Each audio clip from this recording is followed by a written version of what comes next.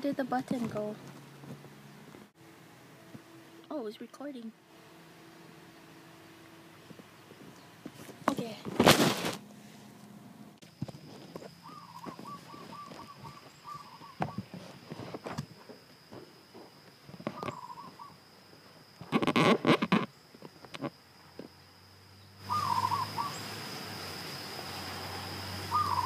Hello, and thank you for coming today to listen to my speech.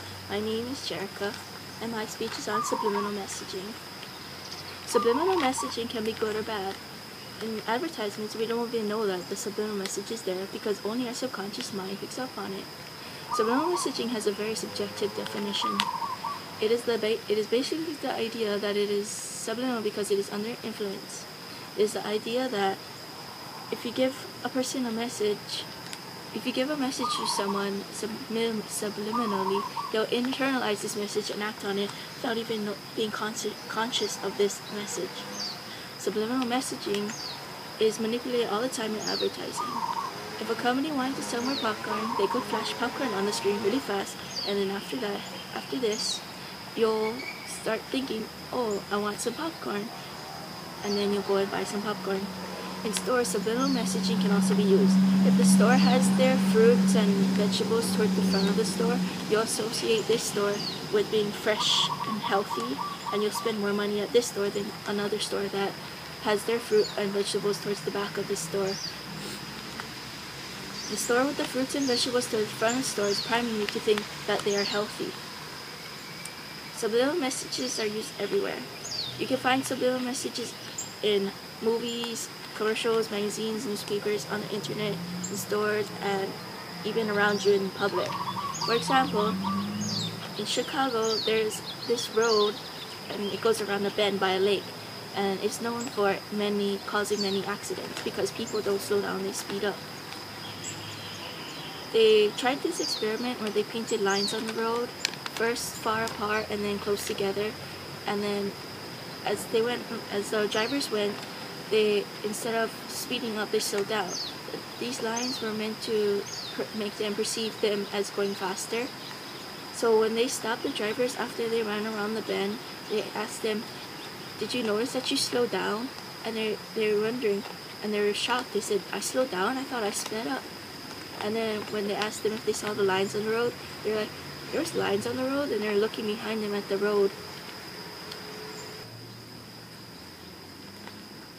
There have been studies done on things teachers can do to cut down on cheating in schools. For example, if you remind your students about the honor code and say that we don't cheat at this school, that makes them internalize this message and start thinking, oh, we don't cheat at this school, and that helps cut down on cheating.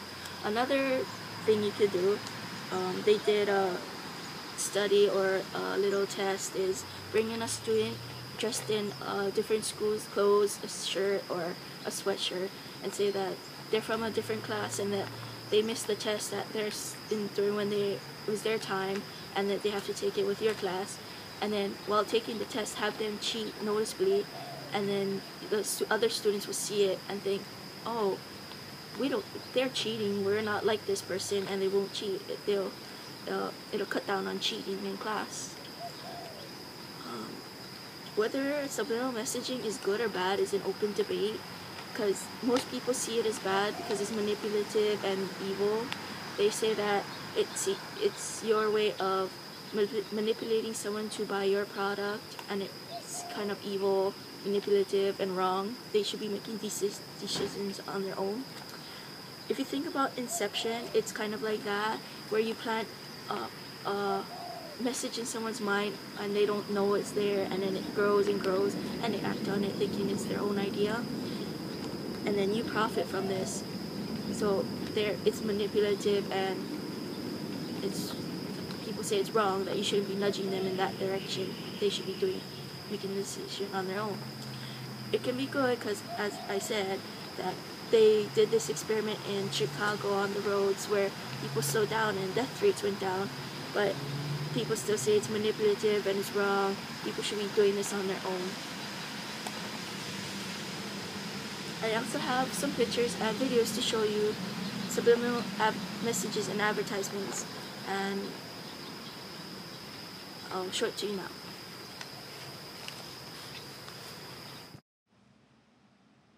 This first image is a movie board at the theater.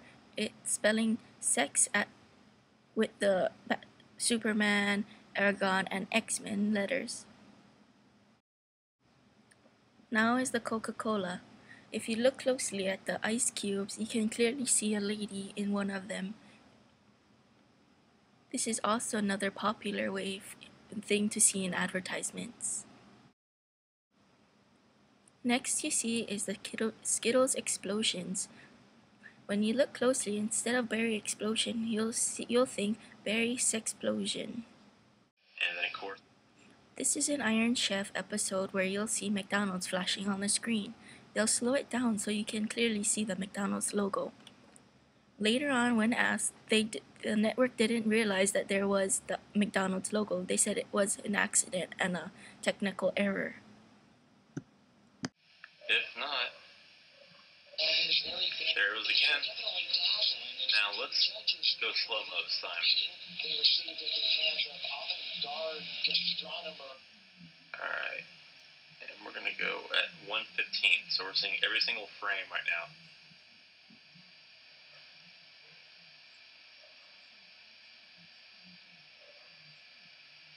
And I'll move my camera around so you know I'm not photoshopping this or anything. Alright, it'll come in a second. Here it comes. Ooh, a single frame of TV. McDonald's. This is the movie cover for The Silence of the Lambs. If you look closely at the moth on the lady's mouth, you'll see that there is actually a famous painting on there with naked women. Here's a picture of a rupee. If you look closely in the trees, you'll see that the tree spells sex.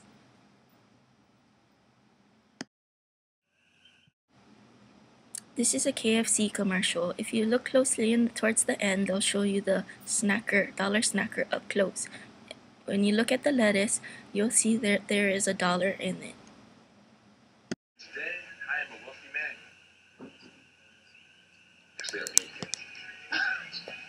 Big taste, big variety, small coin. The 99-cent snacker is